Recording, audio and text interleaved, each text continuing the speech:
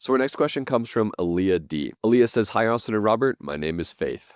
All right, I guess it's Faith, not Aaliyah. What's up, Faith? Faith says she's 26, avid listener of the show. I've heard you all talk about student loans quite a bit over the last few years, but now's my first time feeling stumped about my situation. Since graduating in 2021, I've been in forbearance with no interest accruing until now, which is August of 2025. Every 31 days, my interest will be 93 toward my total of 26,300 across my 8 loans. My monthly payment is still $0. My highest interest rate is a 5% loan. I make $45,000 a year. I live rent-free. I have no car note or any bills. I'm thinking of paying $200 on the first of each month to chip away at this. At the same time, I'm trying to save up for a duplex, max out my Roth, and I'm unsure which goal should take priority. Any guidance would be greatly appreciated. Faith, I'm so excited that you are out of college. You're ready to start earning some money here and get excited about, saving and investing and things like that. First thing I want to encourage you to do, $45,000 of a salary with a college degree seems low to me. I'm not saying that you should feel bad about it. I'm just saying I want you to be thinking about what a 30-year-old Faith, a 31-year-old Faith, right? You're 26 right now. 26 making 45 with a college degree. What's going on? So I just want to encourage you to think, what is 5 years down the road, right? You're 31 years old. What are you going to be making then? Is it maybe 65, 75, 85? And what sort of licenses or conventions or conferences, or what do you have to do to put yourself on a career path to be making 6 figures in your 30s? Because I don't want you making 45,000 for the rest of your life. That's no fun. First off, think about the career for the long term. Now let's answer her question. So you're making 45,000, you live rent free, you have no car note, and you have no bills. That's amazing. Sounds to me like you live at home, and I'm super excited for you. You're probably taking home an average of $3,000 a month, call it $3,200 a month. If you want to set aside $500 a month to, put gas in your car and eat out with your friends and do things, that's great. Let's now say you've got $2,600 left, $2,650. That $2,650, let's now figure out what to do with it. So what Robert and I always say is that before you pay off any major debt, if it's a car loan or a student loan or any, 20, 30, 50, 80, $100,000, you want to have the same amount invested, at least.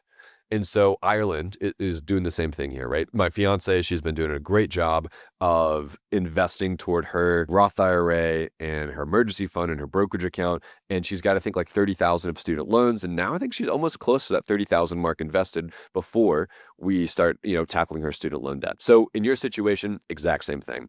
I want to see you maxing out your Roth IRA every single month, which is about $585. And then with the other $2,100 you have in your monthly budget, go to public.com, open up a normal taxable brokerage account, and invest that $2,100 into VOO, QQQ, and VGT. You want to go 33% on all that, a third. That should be totally fine for you and your risk tolerance and your age. And I want you to get that money invested and let that grow for you to at least that same $26,000. And then once you have that money invested, this is probably going to take, you're actually going to be able to do this in a year. So get this 2,600, whatever I said it was, invested. Do it for 10, 11, 12, 13, 14 months. Get that 26,000 invested across your Roth IRA and your taxable brokerage account. And then once it's invested, take that same $2,600 a month. And now instead of investing it, you're going to use it to pay off the student loans. You're good. Now fast forward another year, you have no student loan debt. You've got what's now is probably close to $30,000 because it grew for you over that period of time. And now you've got another $2,600 a month to set forward some way, some which way, whatever you want. In your situation, you mentioned a duplex. If you want to start using that same $2,600 a month to save for a duplex, go for it. Go save another 30, 40, 50,000. It'll only take you another year or so, 18 months. Use that as a down payment. You're off to the races. You are in a situation because you have such low expenses on a monthly basis that if you want to just crank out the next 4 years, you can get 30,000 invested, pay off your student loans of 26,000, and then year 3, you're now saving 25, 30,000 and go use that as a down payment. Maybe you want to do this for 4 years, save another 30,000, snare at 60 or 70,000. Long story short is you've got a lot of options. The biggest thing is being intentional with your money and not just blowing away this $3,200 a month that you're taking home and you have no, liabilities against it besides the student loan because you live rent free, have no car note, and no bills. Again, great breakdown.